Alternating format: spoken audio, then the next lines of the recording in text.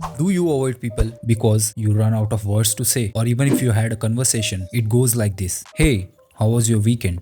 It was great. How was yours? It was fine. I just remembered I need to go. So, this was me earlier. I always felt embarrassed after such conversation because I could hardly think of any word to say. But the situation changed when I learned these two methods to keep the conversation going. And in this video, I am going to share these two methods with you. These two methods will make sure you enjoy spending time with the other person instead of worrying what to say next. So let's start with the first method. A good conversation is when your conversation flow from topic to topic in a way that feels smooth and natural. In order for this to happen, not only you, but the other speaker also has to speak. This method will help you communicate very clearly that it is now your partner's turn to talk and gives a strong suggestion for what your partner should talk about. It's just like an invitation you give to the other person to speak. For example, what's the best part of your week so far? Is an invitation. It's obvious that you are inviting the other person to speak and you are giving a clear idea for what they should speak about. So, how do we invite people to speak? The answer is by asking questions. But not all questions are good invitation. Let me make it clear to you. Which of this question do you think will make the other person share more details? Take your time and choose your answer.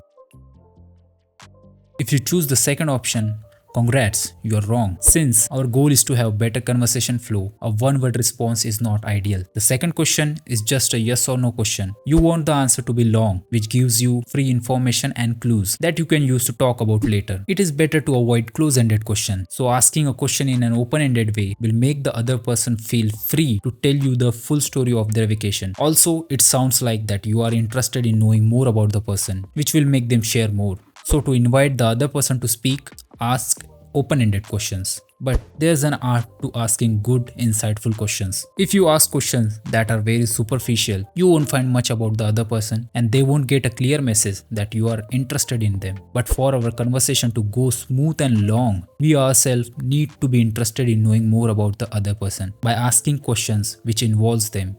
But if you ask questions that are too intimate, you are likely to make the other person uncomfortable. The trick is to start superficial and then go slowly more intimate while keeping an eye on the other person's comfort level. When you first meet someone, it's appropriate to go from talking about the weather to talking about where they were. It's probably not appropriate to go from talking about the weather to talking about their more personal life. Inviting the other person to speak is really useful. It protects your conversation from getting dry. But you can't have an entire conversation consisting just of open-ended questions. It will feel like an interview instead of a conversation. So here's the second method to make the conversation more interesting. Imagine two dancers dancing together. One says, "Let's spin now," and the other follows. That's teamwork, and you can create a dance like that. But there's a better way. If one of them jumps high into the air, which inspires the other to spin, now that spin leads the first dancer to add quick creative footwork and they keep building on each other's move, making the dance exciting and beautiful. That's the kind of performance everyone wants to see. This same inspiration effect is true in conversation. When you and your partner inspire each other to share, conversation flows smoothly and you feel closer to one another.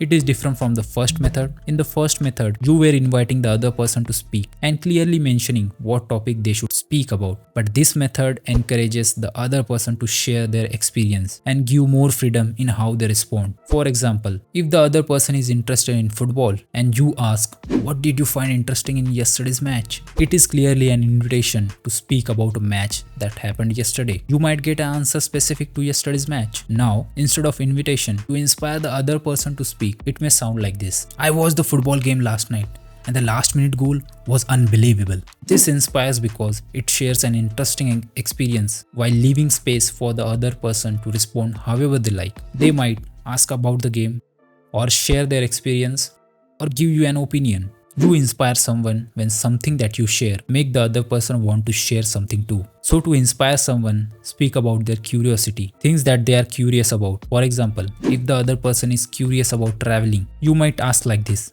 "I have been reading about different travel destinations lately, but I can't decide where to go next. What place do you think everyone should visit once in their life?" You can imagine the detailed answer the other person will give. You can also inspire the other person by telling a story about your experience, which might make them share their experience in the form of story too. For example, "I tried a new restaurant last weekend and they had the most amazing sushi.